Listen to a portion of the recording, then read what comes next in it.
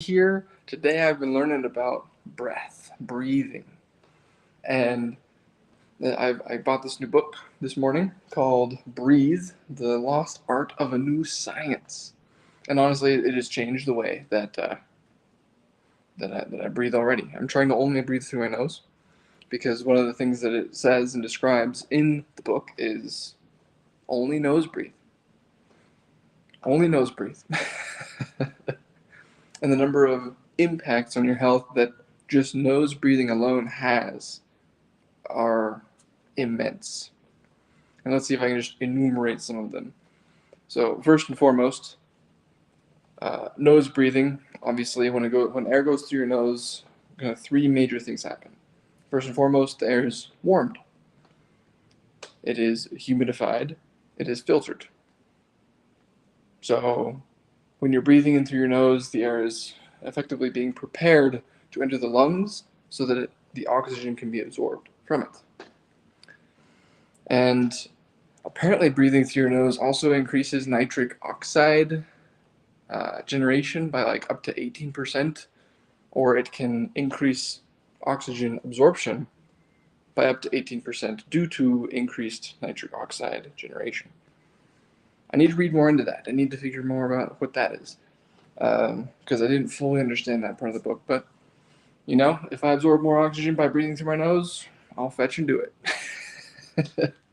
And just so you're aware, there were some crazy studies done on this where, for example, cyclists, Olympic cyclists, their coach was just like, hey, I want you to do this training. You're only allowed to breathe through your mouth.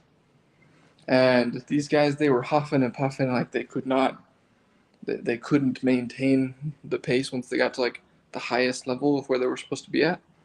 And then their coach was like, all right, let's do the exact same thing, only nose breathe. And they were able to just crush it. So it's interesting that even when you feel out of breath, like you can't keep going, your body is actually maintaining its oxygen level. And I believe that you really feel out of breath when your body starts to accrue carbon dioxide. That's when you begin to feel out of breath. It's not when your oxygen level is low, it's when your carbon dioxide level is high. What's interesting about that, though, is that the higher your tolerance, I'll say, for carbon dioxide is, the higher your VO2 max score, which is effectively how much oxygen your body can absorb in a given period of time. And that is fascinating to me.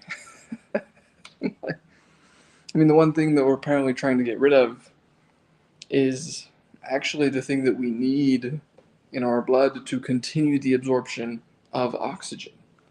And if we get rid of all of it, if we deprive ourselves of carbon dioxide, we begin, we start huffing and puffing even more, which is actually self-defeating because breathing harder gets rid of carbon dioxide faster and leads to increased amounts of,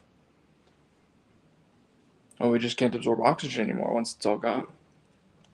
So this book is absolutely fascinating. I would say that the one thing I have been mindful of for as long as I can remember is my breath. Even in middle school and maybe even back into elementary school, I've always been mindful of the way that I breathe because I recognized that it affected my balance. And I wanted to have good balance. I wanted to be capable of, standing on top of a jungle gym and not falling off. And so I needed to have control of all of the aspects of my body that I had direct control over. And breath was a major thing. So I would always do deep, slow breaths whenever I was on the jungle gym, trying to do controlled tasks. I was mindful of it. And that caused me to be mindful of it in other areas of my life as well. Up to the point where even now I still check in with my breath on a consistent basis to kind of determine where I'm at. And I use it to calm myself, to prep myself, to do something in between, whatever that may be, whatever I feel I need in the moment. So this book literally will change your life. I promise. So much information, so many details packed in to just, there's 280 pages. Absolutely phenomenal book. Absolutely phenomenal. And I mean, I'd recommend it to anyone and everyone. I'm only halfway done at the moment, but just the first couple of chapters alone already will change your life. So, based on that, I challenge you to nose breathe. Only breathe into your nose, even if you feel like you're gonna die. Like me right now. Trying to breathe just in through my nose.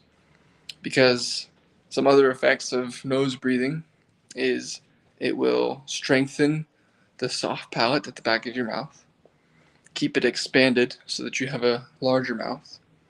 Apparently, also having expanding the mouth in that way, well, first and foremost, it allows your teeth to come in properly. So it lets your teeth come in properly. Because apparently Neanderthals and our ancestors before the farming era, the industrial age, they didn't have problems with teeth. And so they because their mouths were large enough to accommodate all of the teeth that they had, they also didn't have cavities. So according to one scientist, mouth breathing, or a dentist I believe, mouth breathing was the leading cause of cavities.